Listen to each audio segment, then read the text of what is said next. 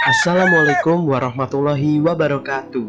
Tabi pun, yang terhormat Ibu Dr. Sri Hastuti Nur MPD dan Ibu Setiawati SPD MPD selaku dosen pengampu mata kuliah strategi pembelajaran matematika dan teman-teman kelas A Pendidikan Matematika angkatan 2020 yang kami banggakan. Di video ini, kami dari kelompok 2 yang beranggotakan Hafid Al-Zain, Bintang Hapsari, Desta Ameliasari, dan Eka Dwi Puspitasari akan mempresentasikan dua teori belajar, yaitu teori Ausubel dan teori Gini. Yang pertama, kami akan menjelaskan mengenai teori Ausubel.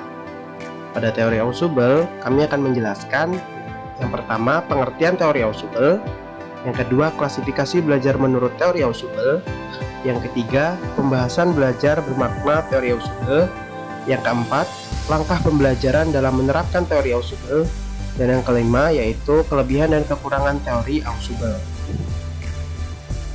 Langsung saja, yang pertama, pengertian teori belajar Ausubel.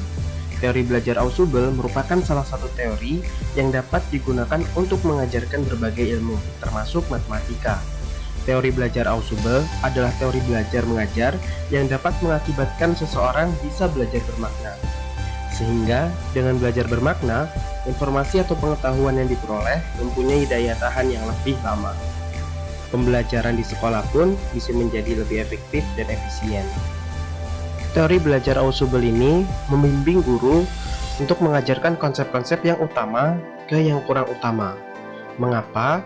Karena konsep-konsep yang utama ini adalah konsep-konsep dasar yang harus dimiliki siswa sebagai bekal untuk mempelajari konsep-konsep yang kurang utama nantinya. Jadi, nanti saat mempelajari konsep-konsep yang kurang utama, siswa ini dapat mengaitkan konsep yang kurang utama ke konsep utama yang sudah mereka kuasai, sehingga pemahaman mereka tentang konsep utama pun bisa lebih mantap dan konsep yang kurang utama bisa lebih cepat dipahami dan lebih lama daya ingatnya. Yang selanjutnya, yang kedua yaitu klasifikasi belajar menurut teori belajar Ausubel. Teori Ausubel mengklasifikasikan belajar berdasarkan 3 kategori. Yang pertama, dalam dimensi, yang kedua berdasarkan cara siswa menerima pelajaran, dan yang ketiga berdasarkan cara menyajikan pelajaran. Yang pertama, klasifikasi belajar dalam dimensi. Teori Ausubel mengklasifikasikan belajar dalam dimensi ke dalam 2 dimensi, yaitu dimensi 1 dan dimensi 2. Dimensi 1 tentang cara penyajian informasi atau materi kepada siswa. Dimensi ini meliputi belajar penerimaan yang menyajikan informasi dalam bentuk final dan belajar penemuan yang mengharuskan siswa untuk menemukan sendiri sebagian atau seluruh materi yang diajarkan. Dimensi 2 tentang cara siswa mengkaitkan materi yang diberikan dengan struktur kognitif yang telah dimilikinya. Jika siswa dapat menghubungkan atau mengkaitkan informasi itu pada pengetahuan yang telah dimilikinya, maka dikatakan terjadi belajar bermakna. Tetapi, jika siswa menghafalkan informasi baru tanpa menghubungkan pada konsep yang telah ada dalam struktur kognitifnya, maka dikatakan terjadi belajar hafalan. Yang selanjutnya, klasifikasi belajar berdasarkan cara siswa menerima pelajaran. Berdasarkan cara siswa menerima pelajaran, teori belajar Ausubel mengklasifikasikan belajar ke dalam belajar bermakna dan belajar menghafal. Kapan belajar dikatakan bermakna? Yaitu ketika peserta didik dapat mengaitkan informasi barunya dengan struktur kognitif yang dimilikinya. Jadi, informasi yang akan dipelajari peserta didik disusun sesuai dengan struktur kognitif yang dimiliki peserta didik, sehingga peserta didik itu dapat mengaitkan informasi barunya dengan struktur kognitif yang dimilikinya, sehingga peserta didik menjadi kuat ingatannya dan transfer belajar mudah dicapai. Struktur kognitif dapat berupa fakta-fakta, konsep-konsep maupun generalisasi yang telah diperoleh atau bahkan dipahami sebelumnya oleh siswa. Nah, lalu, bagaimana belajar menghafal itu? Belajar menghafal itu bila struktur kognitif yang cocok dengan fenomena baru belum ada, maka informasi baru tersebut harus dipelajari secara menghafal. Belajar menghafal ini perlu bila seseorang memperoleh informasi baru dalam dunia pengetahuan yang sama sekali tidak berhubungan dengan apa yang ia ketahui sebelumnya. Lanjut ke kategori yang ketiga, yaitu klasifikasi belajar berdasarkan cara menyajikan materi. Teori belajar Ausubel mengklasifikasikan belajar berdasarkan cara menyajikan materi ke dalam dua aspek, yaitu penerimaan dan penemuan. Yang pertama, penerimaan. 1. Belajar menerima yang bermakna. Informasi yang telah tersusun secara logis disajikan kepada peserta didik dalam bentuk final atau akhir. Peserta didik kemudian menghubungkan pengetahuan yang baru itu dengan struktur kognitif yang dimiliki. Misalnya, peserta didik akan mempelajari akar-akar persamaan kuadrat. Pengajar mempersiapkan bahan-bahan yang akan diberikan yang susunannya diatur sedemikian rupa sehingga materi persamaan kuadrat tersebut dengan mudah tertanam ke dalam konsep persamaan yang sudah dimiliki peserta didik. Karena pengertian persamaan lebih inklusif daripada persamaan kuadrat, materi persamaan tersebut dapat dipelajari peserta didik secara bermakna. 2. Belajar menerima yang tidak bermakna. Dari setiap tipe bahan yang disajikan kepada peserta didik dalam bentuk final, peserta didik tersebut kemudian menghafalkannya. Peserta didik menghafalkannya tanpa memperhatikan pengetahuan yang dimiliki oleh peserta didik. Aspek yang kedua yaitu penemuan. 1. Belajar dengan menemukan yang bermakna. Informasi yang dipelajari ditentukan secara bebas oleh peserta didik. Peserta didik itu kemudian menghubungkan pengetahuan yang baru itu dengan struktur kognitif yang dimiliki. Misalnya, peserta didik diminta menemukan sifat-sifat suatu bujur sangkar dengan mengaitkan pengetahuan yang sudah dimiliki, seperti sifat-sifat persegi panjang. Peserta didik dapat menemukan sendiri sifat-sifat bujur sangkar tersebut. 2. Belajar dengan penemuan tidak bermakna. Informasi yang dipelajari ditentukan secara bebas oleh peserta didik, kemudian ia menghafalnya. Misalnya, peserta didik menemukan sifat-sifat bujur sangkar tanpa bekal pengetahuan sifat-sifat geometri yang berkaitan dengan segi 4 dengan sifat-sifatnya, yaitu dengan penggaris dan jangka. Dengan alat-alat ini, diketemukan sifat-sifat bujur sangkar dan kemudian dihafalkan. 3. Pembahasan belajar bermakna teori Ausubel. Prasyarat belajar bermakna. Yang pertama, kondisi dan sikap peserta didik terhadap tugas hendaknya bersesuaian dengan intensi peserta didik. Apabila peserta didik ini melaksanakan tugas dengan sikap bahwa ia ingin memahami bahan belajar dan mengaplikasikan bahan baru serta menghubungkan bahan pelajaran yang terdahulu, dikatakan peserta didik itu belajar bahan baru dengan cara yang bermakna. Sebaliknya, bila peserta didik itu tidak berkehendak mengaitkan bahan yang dipelajari dengan informasi yang dimiliki, maka belajar itu tidak bermakna. Demikianlah banyak peserta didik yang tidak berusaha mengerti matematika, cenderung mereka itu mengalami kegagalan dan akhirnya membenci matematika. Yang kedua, tugas-tugas yang diberikan kepada peserta didik harus sesuai dengan struktur kognitif peserta didik, sehingga peserta didik tersebut dapat mengasimilasi bahan baru secara bermakna. Belajar bermakna pada tahap mula-mula memberikan pengertian kepada bahan baru, sehingga bahan baru itu nanti akan terserap dan kemudian diingat peserta didik. Yang ketiga, tugas-tugas yang diberikan haruslah sesuai dengan tahap perkembangan intelektual peserta didik. Peserta didik yang masih di dalam periode operasi konkret, bila diberi bahan materi matematika yang abstrak tanpa contoh-contoh yang konkret dari materi tersebut, itu akan mengakibatkan peserta didik itu tidak mempunyai keinginan materi tersebut secara bermakna. Dengan demikian, peserta didik hanya menghafal pelajaran tadi tanpa pengertian, sehingga peserta didik ini mempelajari matematika dengan pernyataan-pernyataan verbal yang tidak cermat dan tepat. Selanjutnya yaitu faktor-faktor yang mempengaruhi belajar bermakna. Faktor-faktor utama yang mempengaruhi belajar bermakna menurut Ausubel adalah struktur kognitif yang ada, stabilitas, dan kejelasan pengetahuan dalam suatu bidang studi tertentu dan pada waktu tertentu.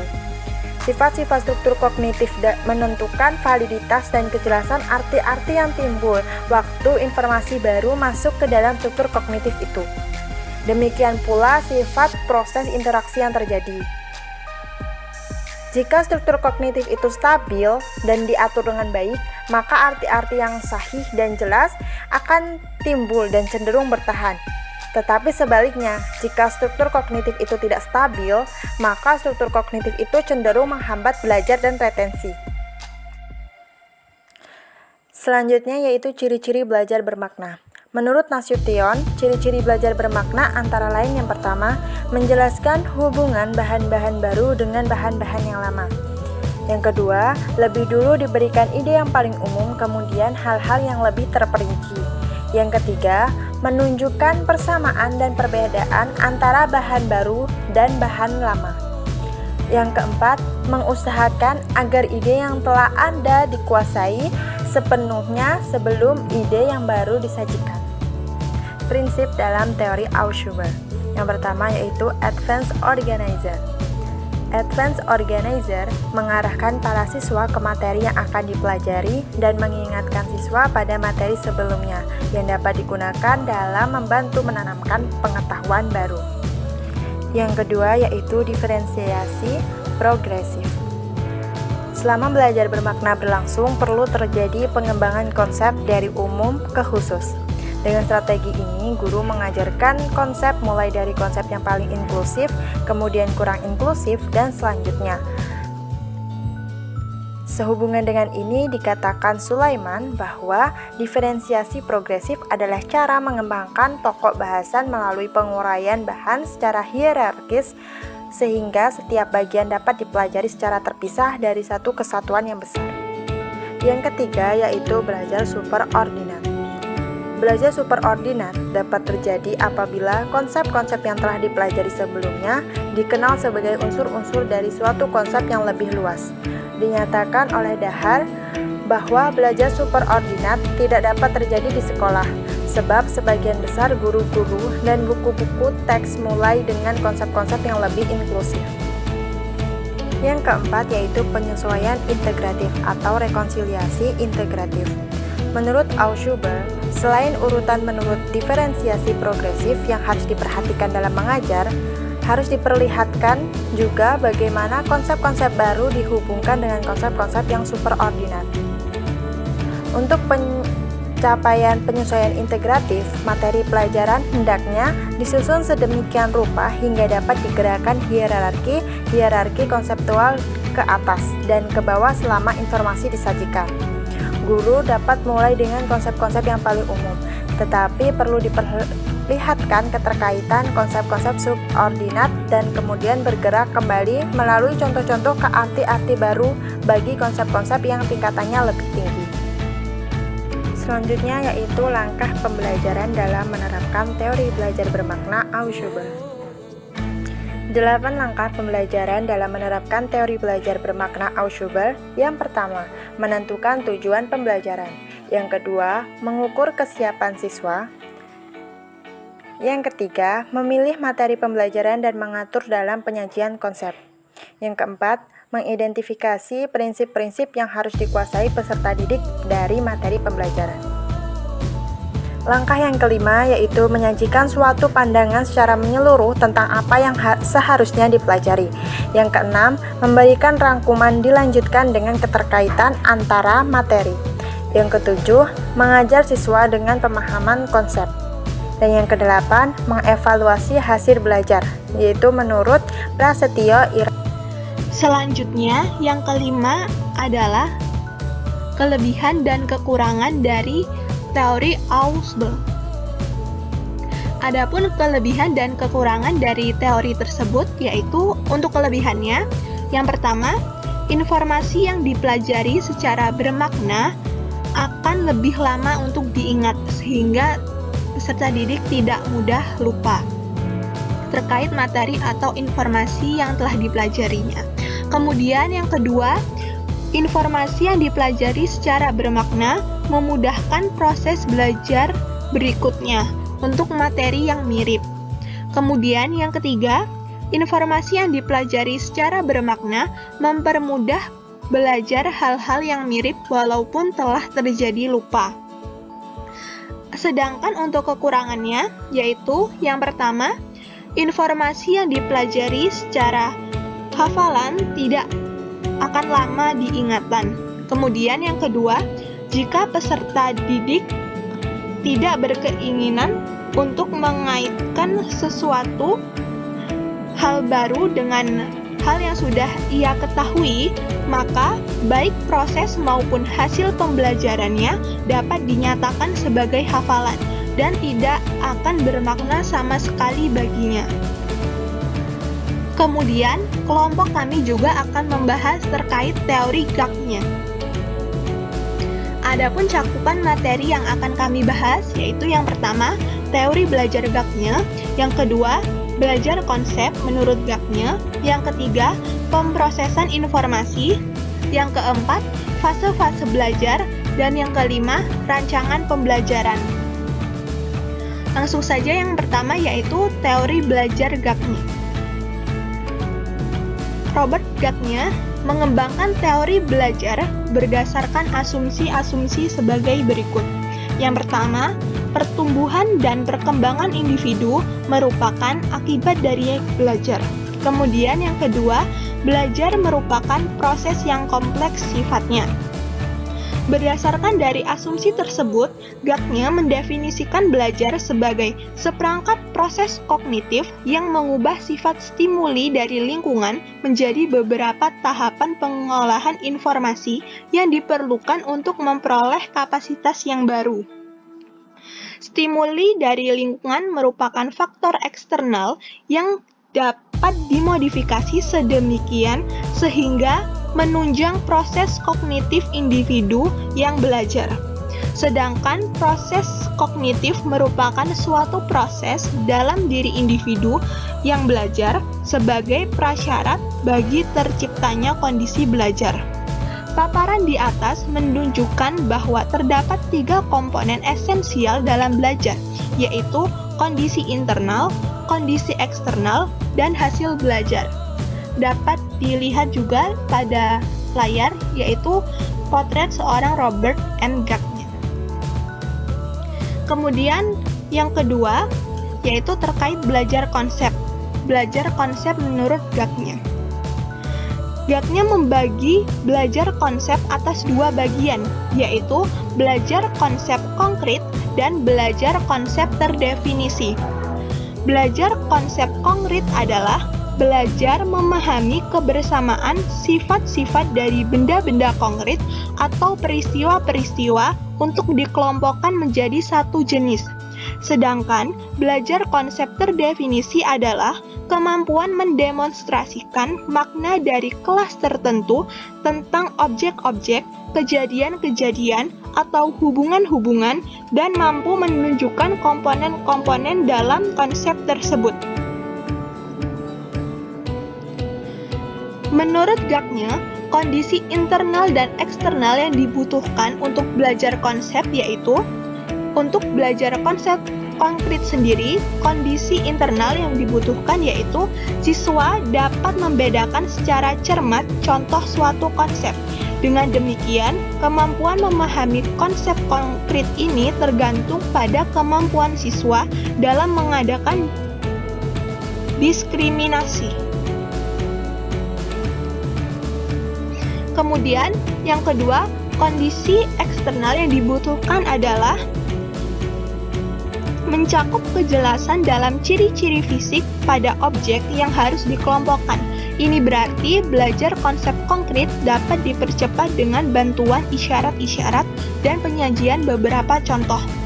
Sedangkan untuk konsep definisi, kondisi internal dan eksternal yang dibutuhkan adalah untuk kondisi internal yang dibutuhkan yaitu siswa harus mengeluarkan atau menghubungkan semua komponen-komponen konsep yang terdapat dalam definisi termasuk hubungan antar konsep.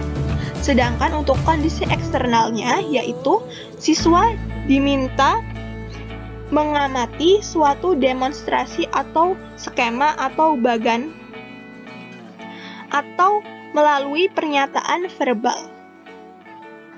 Selanjutnya yaitu pemrosesan informasi. GAG-nya menggambarkan model pemrosesan informasi seperti pada gambar berikut. Untuk gambar dapat dilihat pada layar. Pada model pemrosesan informasi tersebut, stimulus dari lingkungan peserta didik akan memengaruhi reseptor atau penerima stimulus. Kemudian, masuk ke sistem saraf melalui sensory register, yaitu organ yang pertama kali menerima adanya stimulus tersebut yang terdapat dalam sistem saraf pusat. Penerimaan stimulus ini merupakan persepsi objek dan peristiwa yang pertama kali bagi peserta didik. Stimulus yang berupa informasi itu akan disimpan dalam sistem syaraf pusat dalam waktu yang sangat singkat, yaitu hanya selama 1/4 detik. Dari seluruh informasi yang masuk, sebagian kecil disimpan untuk selanjutnya memasuki short-term memory atau ingatan jangka pendek. Sedangkan selebihnya akan hilang dari sistem. Proses reduksi ini disebut selective perception atau tanggapan selektif. Informasi yang terdapat dalam short-term memory dapat diberi kode, kemudian disimpan dalam long-term memory atau ingatan jangka panjang. Informasi yang tersimpan pada long-term memory akan bertahan dalam jangka waktu yang sangat lama. Bila informasi tersebut akan digunakan, maka informasi itu harus dipanggil atau diingat. Informasi yang telah dipanggil merupakan dasar pada respons generator atau penghasil respon. Dalam pikiran sadar, informasi mengalir dari long-term memory ke short-term memory dan kemudian ke respons generator. Jadi ini ya. Tetapi untuk respon otomatis, informasi mengalir langsung dari long-term memory ke respons generator selama pemanggilan. Respons generator akan mengatur urutan respondan membimbing effectors ke dalam suatu tindakan yang akan mempengaruhi lingkungan. Effectors meliputi semua otot dan kelenjar, tetapi effectors yang utama untuk tugas sekolah ialah tangan, yaitu untuk menulis, dan juga suara untuk berbicara.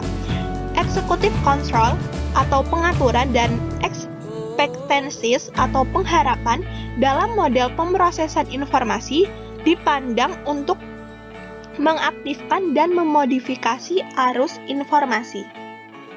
Selanjutnya yaitu fase-fase yang dikemukakan oleh Jackney. Yang A yaitu persiapan untuk belajar. Persiapan untuk belajar memuat 3 fase, yaitu yang pertama fase attending atau mengarahkan perhatian. Fase ini untuk menyadarkan siswa akan adanya stimulus dan menangkap stimulus yang relevan. Stimulus yang dimaksud dapat berupa komunikasi verbal, yaitu lisan atau tulisan, gambar diam, dan lain-lain. Menarik perhatian siswa dapat dilakukan dengan mengajukan pertanyaan yang merangsang minat, menceritakan kejadian yang lain dari biasanya, atau membangkitkan minat tertentu. Fase yang kedua yaitu fase pengharapan. Pada fase pengharapan berfungsi mengantar siswa untuk mengetahui tujuan belajar. Arahan yang diberikan pada fase pertama akan menimbulkan harapan untuk mengetahui sajian yang akan diajarkan dan sekaligus menimbulkan rasa keingintahuan siswa terhadap pelajaran yang akan diberikan. Fase yang ketiga yaitu fase retrieval atau mendapatkan kembali. Fase ini berfungsi untuk mengingat kembali kapabilitas prasyarat esensial untuk kegiatan belajar yang baru. Proses menggali ingatan dapat dipengaruhi oleh stimulus eksternal, misalnya memberikan sedikit informasi yang relevan, kemudian meminta peserta didik untuk mencari kaitannya. Yang B yaitu fase perolehan dan performasi. Pada bagian ini terdiri dari 4 fase berikutnya, yaitu yang pertama, fase persepsi selektif atas sifat-sifat stimulus. Fase ini mengubah bentuk stimulus fisik menjadi ciri-ciri yang dapat dikenal. Kemudian, fase semantic encoding atau sandi semantik. Fase ini memberikan kode pada ciri stimulus dengan kerangka kerja konseptual atau bermakna dan disimpan dalam memori jangka panjang. Kemudian, fase retrieval dan respon. Fase ini berfungsi mengembalikan informasi yang disimpan ke pembangkit respon dan mengaktifkan respon. Dan yang terakhir yaitu fase reinforcement atau penguatan. Fase ini berfungsi mengkonfirmasikan pengharapan siswa tentang tujuan belajar. Kemudian yang C yaitu alih belajar. Alih belajar memuat dua fase terakhir yaitu fase ke-8, fase pengisyaratan untuk retrieval. Fase ini berfungsi memberikan isyarat tambahan untuk mengingat kembali kapabilitas yang sesuai dari memori jangka panjang. Dan fase yang terakhir yaitu fase generalisasi. Fase ini berfungsi meningkatkan kemampuan alih belajar ke situasi baru. Berdasarkan uraian tentang model pemrosesan informasi dan fase-fase belajar Jackney sebagaimana telah dikemukakan, terlihat bahwa Jackney sangat memperhatikan proses yang terjadi dalam diri individu yang belajar. Di samping itu, Jackney juga memperhatikan perilaku yang tampak atau respon dari individu setelah diberikan stimulus. Dengan demikian, Jackney memadukan antara psikologi kognitif dan psikologi tingkah laku dalam belajar. Selanjutnya yaitu rancangan model pembelajaran oleh Jackney.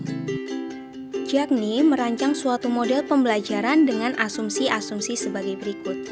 Asumsi yang pertama yaitu pembelajaran mesti direncanakan agar memperlancar belajar siswa secara individu. Yang kedua, fase pendek dan fase panjang hendaknya masuk dalam rancangan. Yang ketiga, perencanaan hendaknya tidak asal jadi dan tidak sekedar menyiapkan lingkungan asuh saja. Yang keempat, usaha pembelajaran mesti dirancang dengan menggunakan analisis sistem. Dan yang terakhir, pembelajaran harus dikembangkan berdasarkan pengetahuan tentang cara belajar. Berdasarkan pada asumsi-asumsi tersebut, Jackney menyusun rancangan pembelajaran yang bersesuaian dengan kondisi belajar yang terjadi pada masing-masing fase belajar. Rancangan yang dimaksud terdiri dari perumusan tujuan performasi dan memilih cara pembelajaran. Rancangan yang pertama yaitu perumusan tujuan performasi. Hasil belajar yang ingin dicapai perlu dirumuskan dalam bentuk tujuan performasi. Hal ini dapat membantu guru untuk mengetahui kebutuhan pembelajaran dan pengujian. Perumusan tujuan performasi secara spesifik menuntut adanya kemampuan internal tertentu yang dapat digolongkan dalam kategori hasil belajar tertentu melalui proses belajar. Hal ini berarti proses belajar yang dilalui oleh siswa untuk memperoleh hasil belajar harus disesuaikan dengan tujuan performasi yang telah dirumuskan. Rancangan yang terakhir yaitu memilih acara pembelajaran. Fungsi pembelajaran adalah menunjang proses internal yang terjadi dalam diri siswa. Acara-acara pembelajaran untuk ke-9 fase belajar yang telah dipaparkan sebelumnya dilukiskan oleh Bell Gradle sebagai berikut. Untuk fase belajar terbagi menjadi 3 tahapan yaitu persiapan untuk belajar, perolehan dan perbuatan, serta retrieval dan alih-alih belajar. Persiapan untuk belajar terdiri dari 3 fase, yaitu mengarahkan perhatian, ekspektasi, dan retrieval. Di mana untuk fase belajar mengarahkan perhatian, acara pembelajarannya adalah menarik perhatian siswa dengan kejadian yang tidak seperti biasanya, dan pertanyaan atau perubahan stimulus. Untuk fase ekspektasi, acara pembelajarannya adalah memberi tahu siswa tentang tujuan belajar. Kemudian untuk fase retrieval, acara pembelajarannya adalah merangsang siswa agar mengingat kembali hasil belajar sebelumnya. Untuk tahap perolehan dan perbuatan terdiri dari 4 fase belajar, yaitu persepsi selektif atas stimulus, sandi semantik, retrieval dan respon, serta penguatan. Untuk persepsi selektif atas stimulus, acara pembelajarannya adalah menyajikan stimulus yang jelas sifatnya. Kemudian untuk sandi semantik, acara pembelajarannya adalah memberikan bimbingan belajar. Untuk fase belajar retrieval dan respon, acara pembelajarannya adalah memunculkan perbuatan siswa. Kemudian untuk fase penguatan, acara pembelajarannya adalah memberikan balikan informatif. Untuk tahap retrieval dan alih-alih belajar terdiri dari 2 fase belajar, yaitu mengisyaratkan terjadinya retrieval dan generalisasi. Untuk mengisyaratkan terjadinya retrieval, acara pembelajarannya adalah menilai perbuatan siswa. Dan untuk fase generalisasi, acara pembelajarannya adalah meningkatkan retensi dan alih belajar. Demikian presentasi dari kami mengenai teori belajar Ausubel dan Gingey. Terima kasih, mohon maaf atas segala kekurangan. Wassalamualaikum warahmatullahi wabarakatuh.